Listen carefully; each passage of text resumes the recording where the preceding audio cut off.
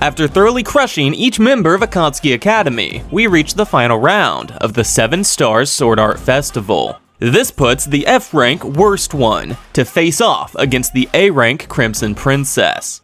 The town is a chaotic buzz, prompting Rinrin to exclaim that all these people won't fit into the arena. Making their way to Kanata, they ask where's Toka, but apparently she had some urgent business to attend to this morning. The group then briefly discusses the tournament so far, which inevitably brings up the question of who will win. Saijo believes that Stella's unrivaled power will be triumphant, however Rinrin has faith in Iki's superhuman ability to overcome any odds. This discussion grows a bit heated until Utakata steps in, leading the way to the hotel. Director Kurano is curious why Miss Saikyo declined to do commentary for the final match. She claims to just want to watch her pupil from the front row, though she's concerned it may get ugly since Iki and Stella are lovers. Kurano, however, denies that possibility, but she is worried that one of them may die during this match. This causes our duo to think back to their own experience at the 7-Star Sword Art Festival, where they would have killed each other if Kurogane-sensei didn't step in.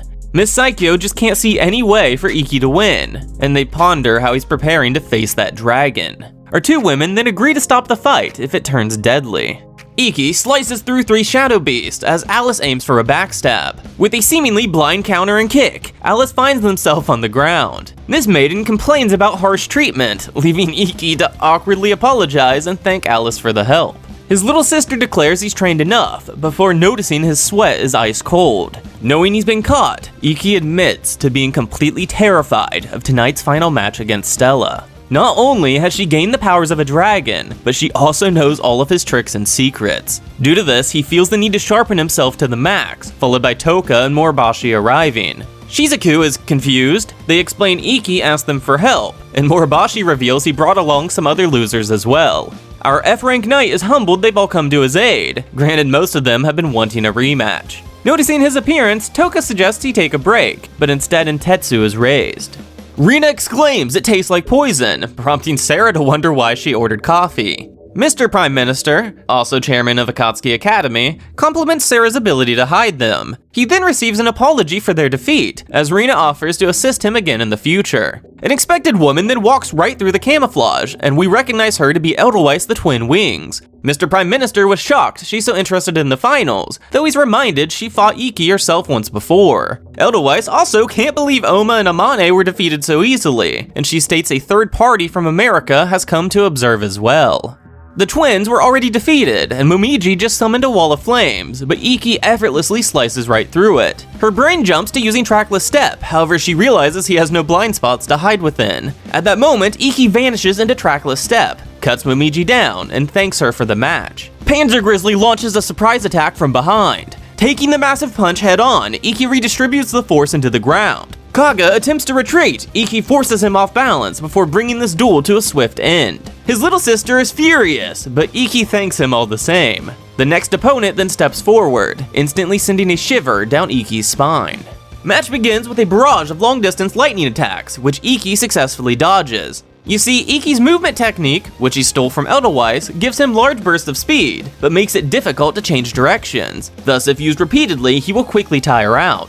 Due to this, Iki charges straight ahead, narrowly sliding under the lightning. Their blades clash in a flurry of blows, as Iki thinks about how she can't use Raikiri if she doesn't have time to sheath her sword. Knocking her blade to the side, he spots an opening, but his sixth sense gives him just enough time to defend an unnaturally quick recovery. A jolt of lightning short-circuits his body, but he manually restarts his nervous system just in time to dodge. He realizes she's learned how to generate a magnetic field, which can instantly speed up or slow down her sword. While retreating, he trips over the crack left behind by Kaga. Iki narrowly blocks, but another lightning bolt surges through his body. Without delay, she stows her blade to use Raikiri, only to find a rock jammed inside the scabbard. As it turns out, Iki's fake trip was all part of his plan. The Phantom Form attack drops Toka to her knee, and Iki thanks her just like the others. Moribashi exclaims that was an interesting victory, and promises not to use Tiger Bite since the finals is later today. An unbelievable pressure radiates from the former king. However, Ikki's well aware this is nothing compared to Stella. Charging forward, he deflects numerous spear thrusts, but is unable to break through. Switching tactics, Worst One produces multiple after images, though the spear stays locked on to the real Ikki.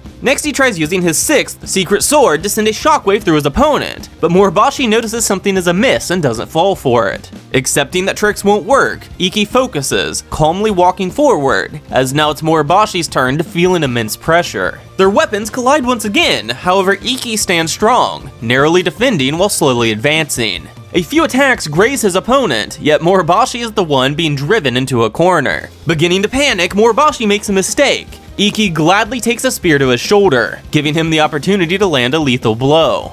Collapsing to the floor, the former king is very disappointed, though Ikki admits he only lost due to not being able to use his trump card. With the sparring at an end, Ikki thanks the group for coming, and is told to pay them back by defeating Stella. He promises to give it his best shot, though he's told that attitude isn't good enough. No matter what, he needs to be confident when stepping into that ring, even if that involves lying to himself. Moribashi promises to support him the entire way. Ikki asks for another rematch, but suddenly the doors open, as the Sword Emperor of Wind, Oma Kuragane, steps inside. Ikki didn't think he'd actually show up, prompting Oma to state it's an older brother's job to smack the weakness out of his little bro. Of course, Oma's presence alone causes a cold sweat to break out, but once again, Ikki's aware Stella is even greater.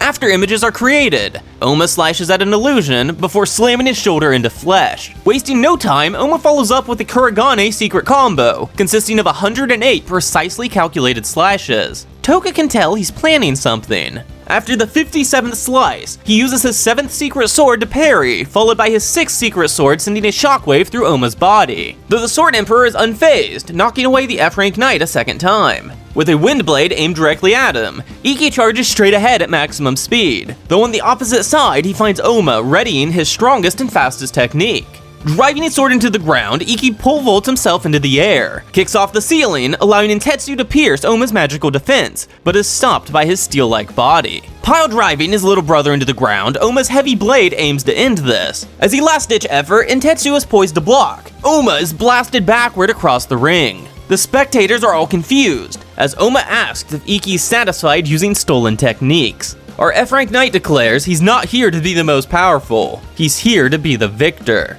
Then with his blade consumed by a tornado, the Sword Emperor orders his little bro to prove he's capable of overcoming fate. Elsewhere, Stella wakes up and inspects her carefully honed body, determining it to be in peak condition. With eagerness in her heart, she looks forward to the finals, confident that she'll learn even more about herself upon that stage.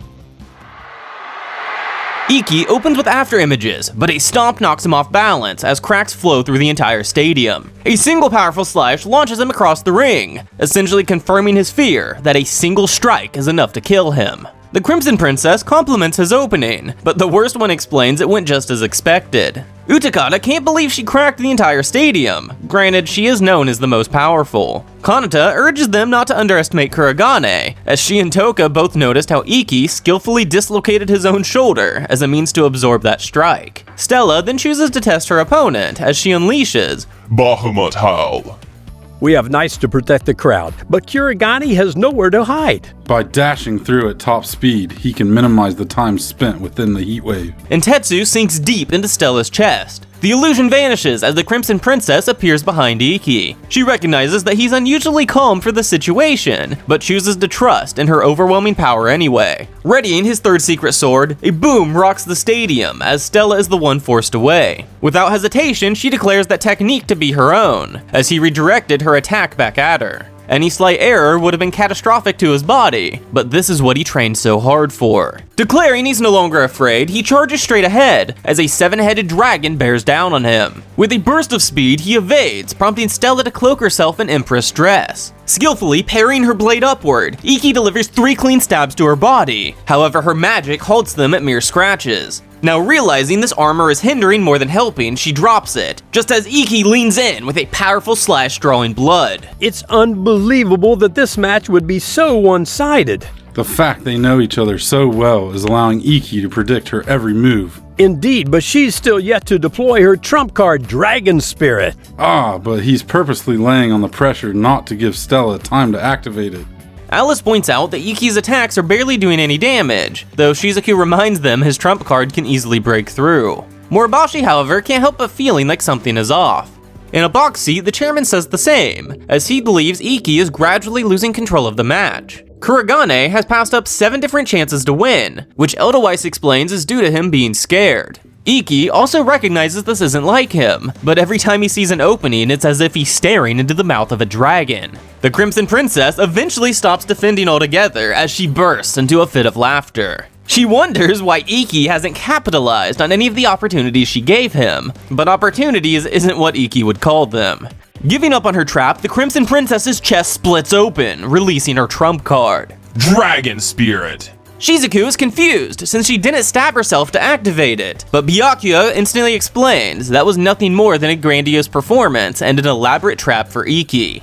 Our F-Rank Knight thought everything was proceeding a little too smoothly, followed by Stella leisurely swinging her sword, pushing him away. Forcing himself to calm down, Ikki remembers the thousands of battle simulations he ran through his mind. This is all within calculation, and yes, his opponent has grown stronger, but she's still the same girl, meaning he can still predict her every move. Prepared to counter, Ikki dodges at the last second, realizing that would have killed him, as she's significantly more powerful than he could have ever imagined. Stella presses her overwhelming advantage. Ikki fakes a stumble, successfully luring her into a power attack. Fully prepared to counter, Ikki dodges at the last second as a crack bisects the stadium. The fact she respects him enough to go all out leaves Ikki absolutely terrified, as he can't see any outcome besides his own demise. Shizuku is concerned that Stella's just too strong, but Moribashi says it's something else entirely. Due to her magic, Toka is able to read people's electrical pulses, and she confirms that Ikki is being driven by genuine fear. Recognizing his pitiful behavior, the Crimson Princess slams her sword into the arena to end this. With an influx of heat, the ground liquefies into magma, leaving only a few slowly melting rocks in place.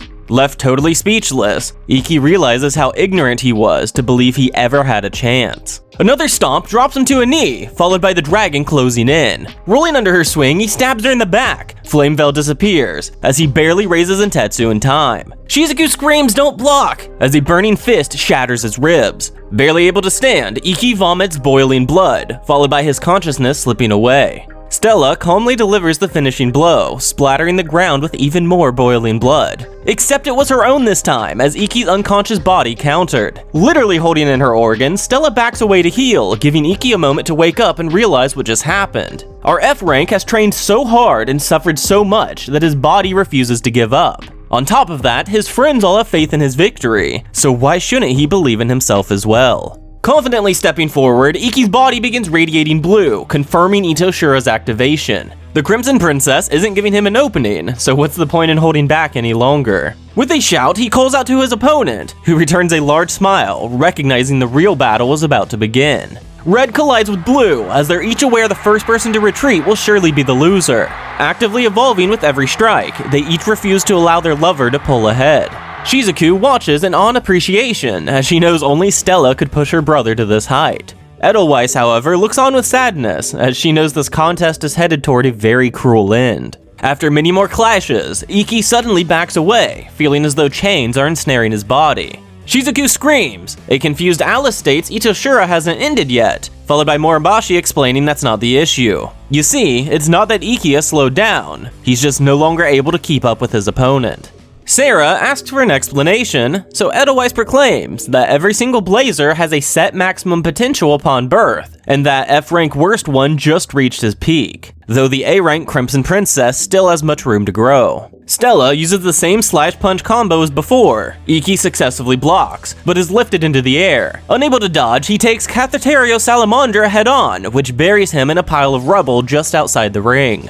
The referee has begun the ring-out timer, but shouldn't they be prioritizing medical rescue instead? Well, that wasn't exactly a direct hit, since Stella sacrificed power in exchange for speed. So you're saying there's a chance Kurogane can still win? Unfortunately not. Itoshira has just reached its time limit. And a horrified little sister laments that her brother has done enough. Underneath the rubble, Ikki recognizes this to be the limit assigned to him by fate. Honestly, he gave it his all, and as such should be satisfied, yet he continues to drag his bleeding body forward, all for the woman he loves. I mean, if he can't be her rival, then she will eventually find another, and Iki Kurogane selfishly wants to keep all of Stella Vermilion to himself. The count reaches 9. The rubble is sliced apart as a dash of blue re-enters the ring. What just happened? Kurogane's magic is stronger than before. I have no idea. I thought it was impossible to increase one's magical power. Her opponent declares he won't lose, causing Stella to state she'll overcome fate just like him.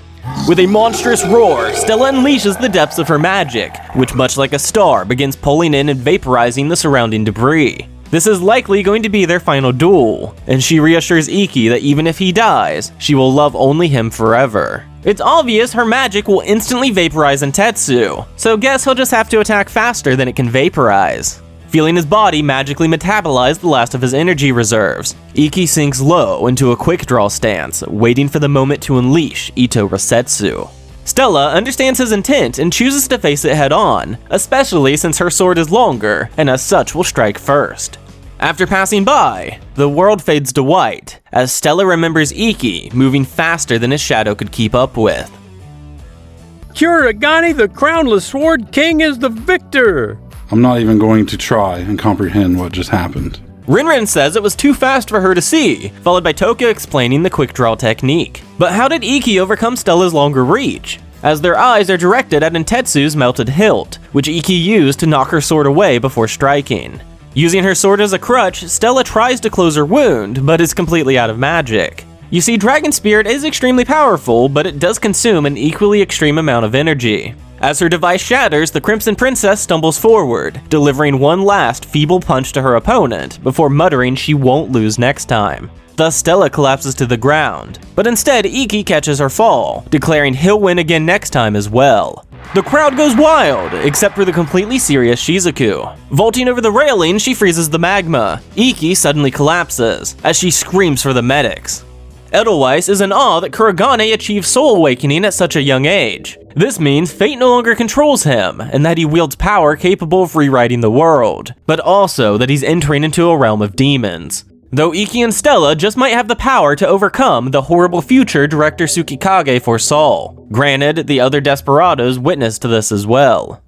Now that Iki is awake, they congratulate him on winning, and promise to come back first thing in the morning. Hearing his name being mumbled, Iki walks to his beloved's bedside. While caressing her cheek, his heart rate increases, causing him to lean in for a kiss. Snapping awake, he takes a knee to the chest, followed by a just as fast apology. Next, she realizes where she's at, causing her to remember the defeat. Iki offers to give her some time alone, but she declines, exclaiming she'll use this regret to grow even stronger. That right there is part of the reason he adores her so much, and she admits to always wanting Iki to be her number one. The Crimson Princess thus finds her back to the bed, and we're going to fade to black for the next 10% of the book. The answer to what happened is yes.